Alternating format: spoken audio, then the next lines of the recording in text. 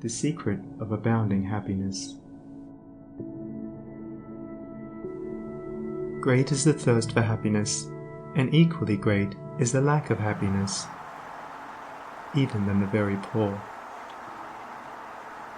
If we reflect upon this state of things, it will ultimately lead us to a knowledge of the all-important truth that happiness is not derived from mere outward possessions,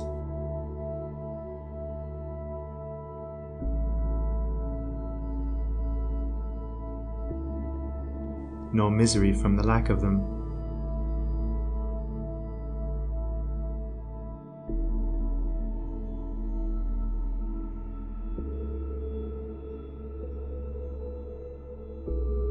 For if this were so, we should find the poor always miserable, and the rich always happy, whereas the reverse is frequently the case.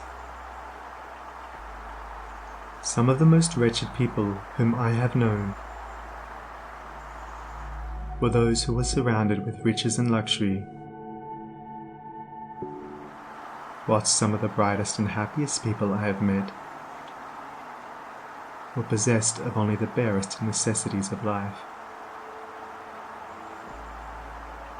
Many men who have accumulated riches have confessed that the selfish gratification which followed the acquisition of riches has robbed life of its sweetness, and that they were never so happy as when they were poor. What then is happiness? And how is it to be secured? Is it a figment, a delusion, and a suffering alone perennial? We shall find, after earnest observation and reflection, that all, except those who have entered the way of wisdom, believe that happiness is only to be obtained by the gratification of desire. It is this belief, rooted in the soil of ignorance, and continually watered by selfish cravings, that is the cause of all the misery in the world. And I do not limit the word desire to the grosser animal cravings. It extends to the higher psychic realm, where far more powerful, subtle, and insidious cravings hold in bondage the intellectual and refined, depriving them of all that beauty, harmony, and purity of soul whose expression is happiness. Most people will admit that selfishness is the cause of all the unhappiness in the world, but they fall under the soul-destroying delusion that it is somebody else's selfishness and not their own. When you are willing to admit that all your unhappiness is the result of your own selfishness, you will not be far from the gates of paradise. But so long as you are convinced that it is the selfishness of others that is robbing you of joy, so long will you remain a prisoner in your self-created purgatory. Happiness is that inward state of perfect satisfaction which is joy and peace, and from which all desire is eliminated. The satisfaction which results from gratified desire is brief and illusionary, and is always followed by an increased demand for gratification. Desire is as insatiable as the ocean, and clamors louder and louder as its demands are attended to. It claims ever-increasing service from its deluded devotees, until at last they are struck down with physical or mental anguish, and are hurled into the purifying fires of suffering. Desire is the reign of hell, and all torments are centered there. The giving up of desire is the realization of heaven, and all delights await the pilgrim there. I sent my soul through the invisible, some letter of that afterlife to spell, and by my soul returned to me, and whispered, I myself am heaven and hell. Heaven and hell are inward states.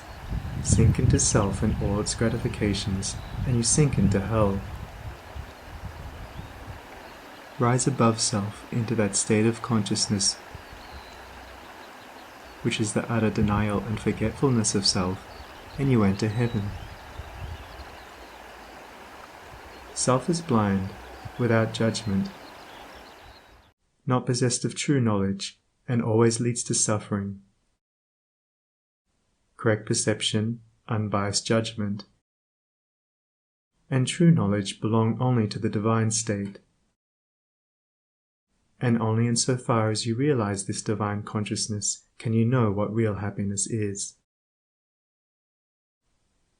So long as you persist in selfishly seeking for your own personal happiness, so long will happiness elude you, and you will be sowing the seeds of wretchedness. Insofar as you succeed in losing yourself in the service of others, in that measure will happiness come to you, and you will reap a harvest of bliss. It is in loving, not in being loved. The heart is blessed. It is in giving, not in seeking gifts.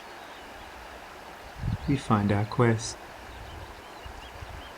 Whatever be thy longing or thy need, that do thou give, so shall thy soul be fed, and thou indeed shalt truly live.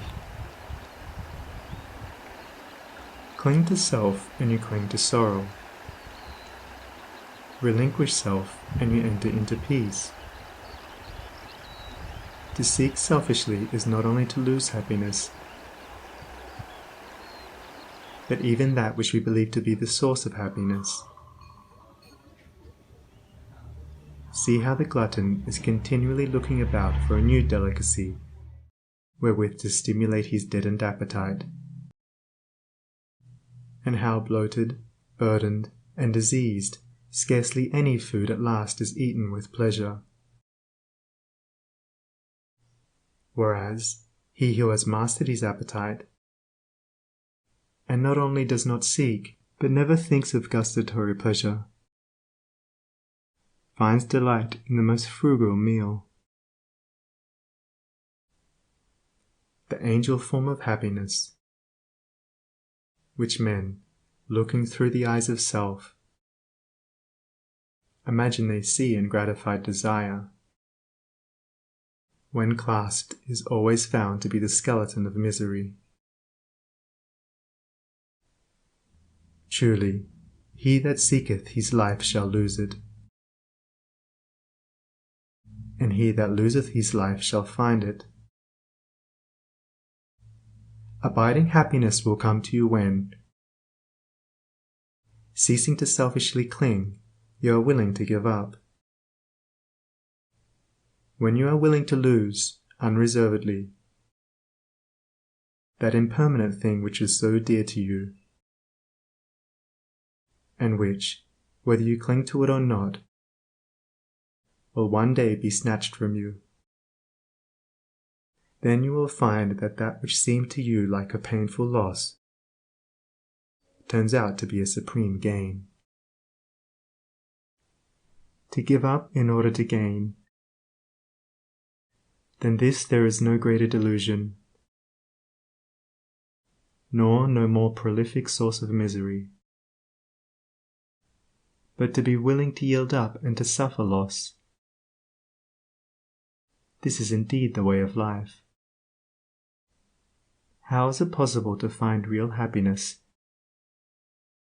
By centering ourselves in those things which, by their very nature, must pass away. Abiding in real happiness can only be found by centering ourselves in that which is permanent. Rise, therefore, above the clinging to and craving for impermanent things, and you will then enter into a consciousness of the eternal. And as, rising above self, and by growing more and more into the spirit of purity, self-sacrifice, and universal love, you become centered in that consciousness. You will realize that happiness which has no reaction, and which can never be taken from you. The heart that has reached utter self-forgetfulness in its love for others has not only become possessed of the highest happiness, but has entered into immortality, for it has realized the divine. Look back upon your life, and you will find that the moments of supremest happiness were those in which you uttered some word or performed some act of compassion or self-denying love. Spiritually, happiness and harmony are synonymous. Harmony is one phase of the great law whose spiritual expression is love. All selfishness is discord, and to be selfish is to be out of harmony with the divine order. As we realize that all-embracing love, which is the negation of self, we put ourselves in harmony with the divine music, the universal song, and that ineffable melody which is true happiness becomes our own. Men and women are rushing hither and thither in the blind search for happiness, and cannot find it, nor ever will until they recognize that happiness is already within them and round about them, filling the universe, and that they, in their selfish searching, are shutting themselves out from it. I followed happiness to make her mine, past towering oak and swinging ivy vine. She fled, I chased, o'er slanting hill and dale, o'er fields and meadows in the purpling vale, pursuing rapidly o'er dashing stream. I scaled the dizzy cliffs where eagles scream. I traversed swiftly every land and end, but always happiness eluded me. Exhausted, fainting, I pursued no more, but sank to rest upon a barren shore. One came and asked for food, and one for alms. I placed the bread and gold in bony palms. One came for sympathy, and one for rest. I shared with every needy one my best, when lo, sweet happiness, with form divine, stood by me, whispering softly, I am thine. These beautiful lines of Burleigh's express the secret of all abounding happiness. Sacrifice the personal and transient, and you rise at once